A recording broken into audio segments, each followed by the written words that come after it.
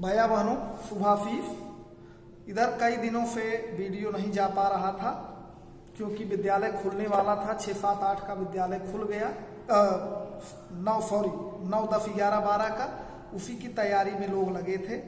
इसके पहले आपने पाठ 7 तक पढ़ा है। आज हम 8वां पाठ पढ़ेंगे जिसका नाम है सच्चा धर्म। पाठ का नाम है सच्चा धर्म। यह एक एकांकी है, ऐतिहासिक एकांकी है।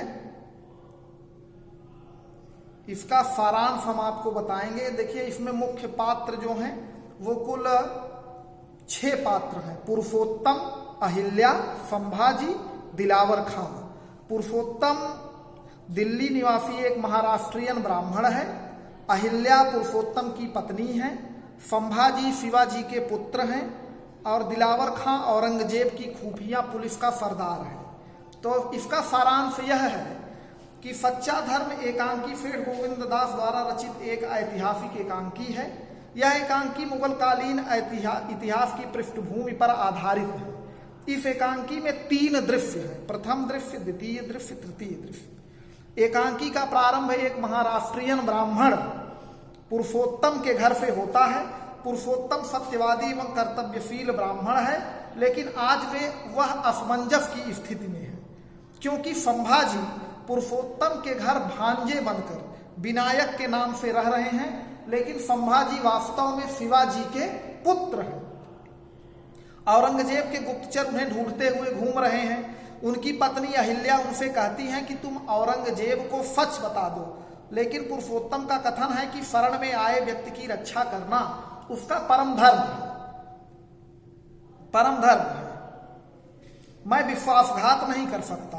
दिलावर खां जो कि गुप्तचर विभाग का सरदार है, वह उसके समक्ष यह शर्त रखता है कि यदि विनायक और पुरुषोत्तम एक ही थाली में भोजन कर लें तब ही वह उसे पुरुषोत्तम का भांजा मानेगा। अहिल्या पुरुषोत्तम से कहती है कि आप ब्राह्मण के साथ यदि भोजन करोगे तो तुम्हारा धर्म संकट में पड़ जाएगा। पुरुषोत्तम बड़ी उलझन में है कि क्या करें। तभी दिलावर खां और रहमान बेग आपस में बात करते हुए आते हैं। वे पुरुषोत्तम की सत्यवादिता एवं कर्मनिष्ठा की प्रशंसा करते हैं और कहते हैं कि यदि पुरुषोत्तम ने विनायक के साथ भोजन कर लिया तो वह संभाजी को उनका भांजा मान लेगा। जब दिलावर खां पंडित जी को लेकर पुरुषोत्तम के घर पहुंचते हैं तो वे बहुत परेशान होते हैं कि क्या करें। उनकी पत्नी बार बार सच बोलने को प्रेरित करती है, परंतु पुरुषोत्तम को कर्तव्य पालन की भावना पहले दिखाई देती है। अतः वह विनायक के साथ एक ही थाली में भोजन परोस कर लाते हैं। इसके बाद पुरुषोत्तम विनायक के साथ भोजन करके सिद्ध कर देता है कि वह उनका भांजा है। इस प्रकार दिलावर खां का शक दूर हो जाता है और वह बहुत शर्मिंदा होता है। अंत में लेखक ने यह बता दिया कि व्यक्तिगत धर्म की अपेक्षा राष्ट्र धर्म सच्चा धर्म है।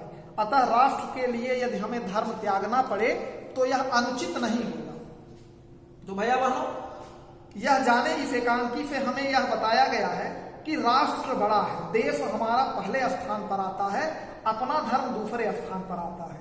यदि पुरुषोत्तम ने बता दिया होता कि यह भांजा हमारा नहीं है तो मुगल शासक औरंगजेब उस संभाजी को, जो कि शिवाजी का पुत्र था, पकड़ ले जाता और उसकी हत्या करवा देता। लेकिन इसलिए पुरुषोत्तम एक तो ब्राह्मण थे, सत्यवादी थे, कभी जीवन में झूठ नहीं बोले थे, इसलिए उन्होंने यहाँ थोड़ा सा जो झूठ बोला वो राष्ट्र हित के लिए बोला, तब भी उनका वह झूठ नहीं कहा जाएगा। ऐसे शास्त्रों में वर्णित है कि यदि किसी की जान बचाने के लिए यदि हमको झूठ बोलना पड़े तो झूठ बोलने से वह झूठ नहीं रहता और हम पाप के भागीदार भी नहीं रहते हैं। तो ये एकांकी है भैया बहनों। इस एकांकी बड़ी ही मार्मिक है, अच्छी है। आप इसको पढ़ लेंगे अपने किताब में। मैं किताब के पाठ को भी आपके पास भेज दूंगा जिससे आसानी से आप देख पाएंगे। धन्यवाद।